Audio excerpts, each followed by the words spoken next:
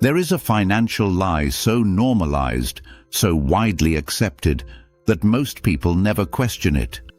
It's repeated by dealerships, advertisements, lenders, and even friends and family.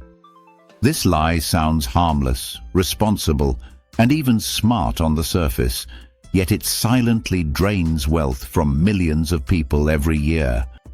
That lie is the belief that as long as you can afford the monthly car payment, the purchase makes sense. Today, we will talk about the car payment lie that's quietly keeping you broke.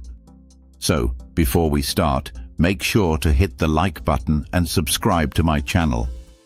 The car payment lie begins with how affordability is defined. Instead of asking whether a car fits into a long-term financial plan, people are taught to ask one simple question: can I make the monthly payment? This shifts attention away from the total cost of the vehicle and places it entirely on a short-term number. Dealerships understand this psychology perfectly. By extending loan terms and adjusting interest rates, they can make almost any car seem affordable on a monthly basis, even if it costs far more than it should. One of the most damaging aspects of this lie is how it hides the true price of the car. When people focus only on the payment, they ignore the total amount paid over the life of the loan. A car that costs significantly more than another can appear only slightly more expensive per month, especially when stretched over 5, 6, or even 7 years.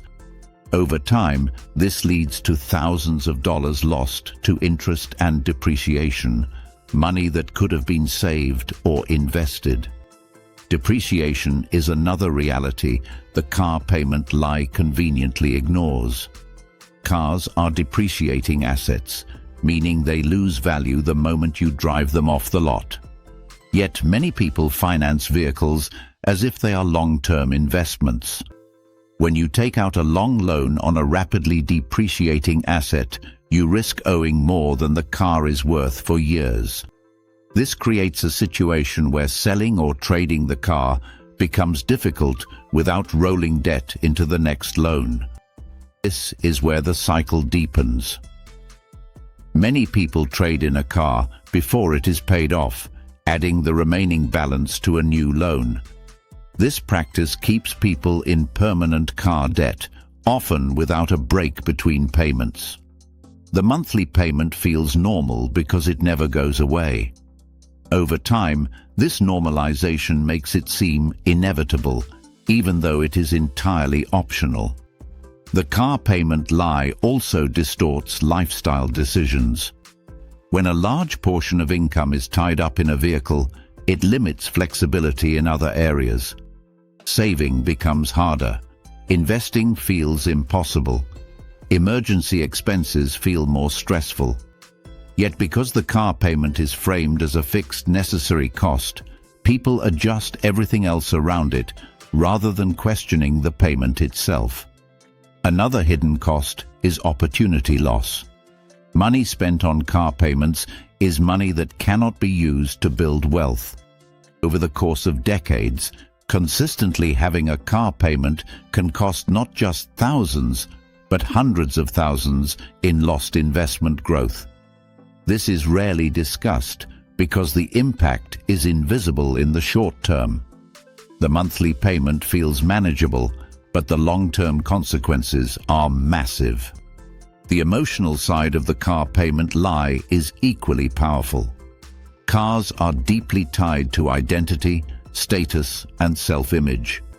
Advertisements suggest that the right car represents success, responsibility, or personal freedom. This emotional pull makes people more willing to accept debt as part of the deal.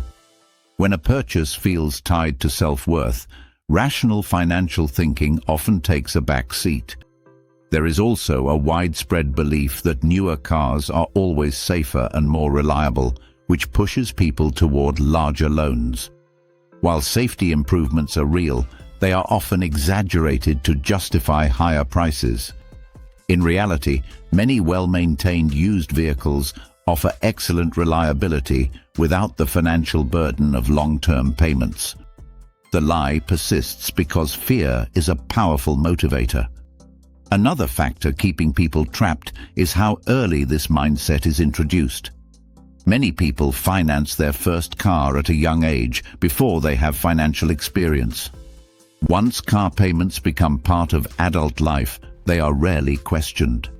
People move from one financed vehicle to the next, assuming this is simply how things work. Few stop to calculate how much of their income has been consumed by cars over their lifetime. The car payment lie also affects career choices. When someone has high fixed expenses, including a car payment, they are less likely to take risks, negotiate salaries, or pursue better opportunities. Financial pressure limits options. Ironically, the car that was supposed to represent freedom can end up restricting it. Breaking free from this lie requires a shift in thinking. Instead of asking what monthly payment you can handle, the better question is how much of your life you are willing to trade for a car. When you view a vehicle as transportation rather than a status symbol, priorities change.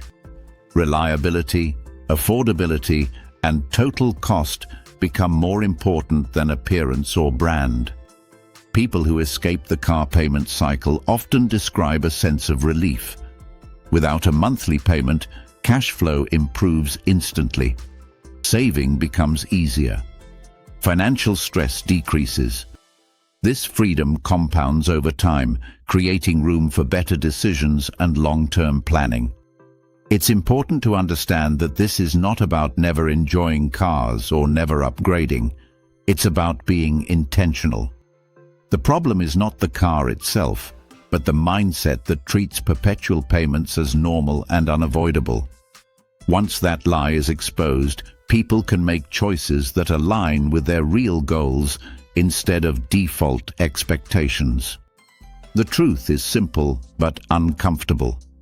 The car payment culture benefits lenders and dealerships far more than consumers.